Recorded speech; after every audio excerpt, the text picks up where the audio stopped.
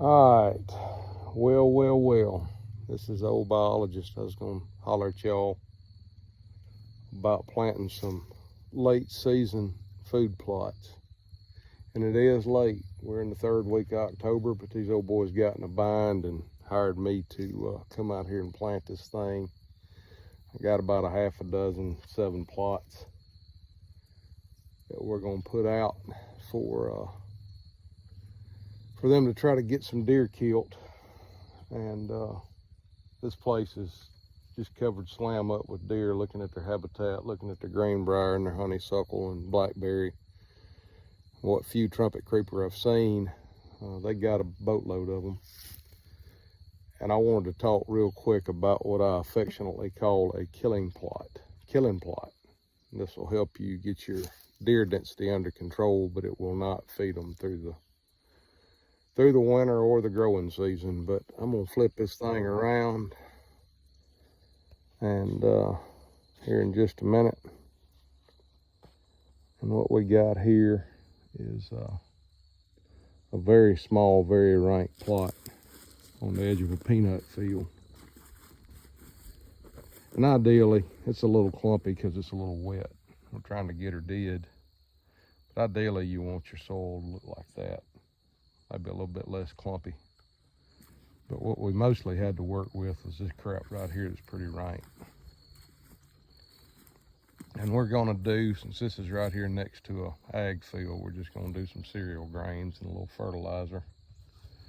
I think this one's gonna get triple 13.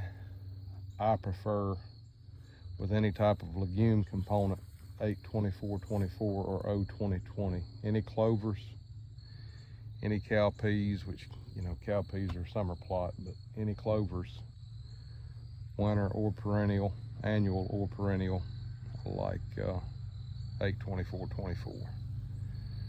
But basically all I could do with this is get a lot of this blackberry and sticks. It's been bush hogged, but it's still pretty rank. And just trying to see if we can get this thing in for these old boys to kill them some deer. We're on a pretty stiff timeline, but I'm out here with that old pirate, the legendary Jerry Hazelwood, and famous Jerry Hazelwood, and old. And got this old tractor here. I got too much tractor for my disc. 62 horse Massey will pull that disc and not even sneeze, but it's real handy in this kind of stuff. But this will not feed a deer through the whole growing season, but it will facilitate you getting your antlerless harvest. And that is a tool in the toolbox. Ideally, if you were going to feed them all the way through winter or summer plot, you would need nothing less than 1.5 acres, 2 acres. And this is about, I don't know, 1/8 of an acre. You can almost shoot a bow all the way across it. But this will get some deer killed. And that's our ultimate goal here, because they got them piled up. We're going to keep on. I've got a little bit of an after action report I'm going to try to give you. I got another one I'm going to get to that's a before, what this looked like before we disc it. But this is not ideal, but it will at least get a killing plot in and get the need met. All right, I'm going to kind of give you an idea about what this other plot looked like before we disc it. And this is a bit rank. Turn around here. The other one had more stems in it than this one. But these little old plots serve a purpose. They meet a need. And these old boys just need something. This is on a leased place right here next to some ag fields, like I said. They can kill them some deer, have a good time. And that's a big part of what we do this. You need to remember that we do this stuff for fun. And we don't need to take it entirely too seriously. I'm gonna turn around. And I think you can see the old shooting house right there. Got a chance for a good long shot here, which is one of them things I like. I like to shoot them out there 250, maybe 3.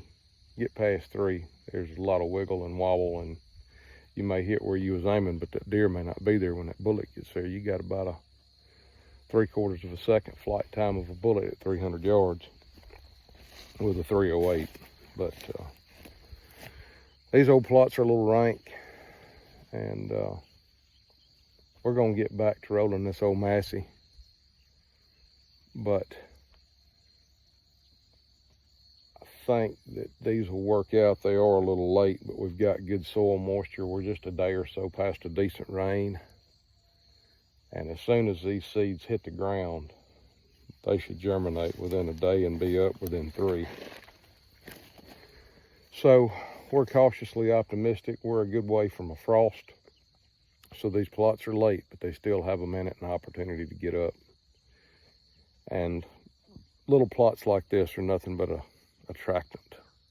They don't feed them, but they do facilitate you thumping them. And this is right next to a lot of early successional habitat. And I'm gonna spin this thing around. See right here behind me, it goes straight up a hill into some regenerated pines. And buddy, they gonna come out of there and get some of this. These old boys have them some feeders, which I vehemently disagree with feeding deer, at least corn, because it's, I know I can hear the nasty comments, but I'm gonna tell you, if you have to have corn in the deep South, especially in Mississippi, to kill a deer, you ain't got no skills, bro. And we plant these plots, give them a little something to pick on, and allow us to get our antlerless harvest without getting deer nose to nose, which facilitates the spread of disease, some more infamous than others. But we're gonna get this machine back to rolling, and I hope that I hope y'all will look at this and garner a little bit of I don't know, maybe wisdom or unwisdom. But one other thing I want to tell you is when you own these tractors and you out in some rank stuff like this, buddy, you just drop her down a gear, because you never know what's under all this stuff. You might hit you something and get bucked off. If you get bucked off a horse, you can probably live over it. You get bucked off a tractor, many times you don't come home. So we're gonna drop her down in lower gear. We're gonna dig down deep, get this knocked out, boy.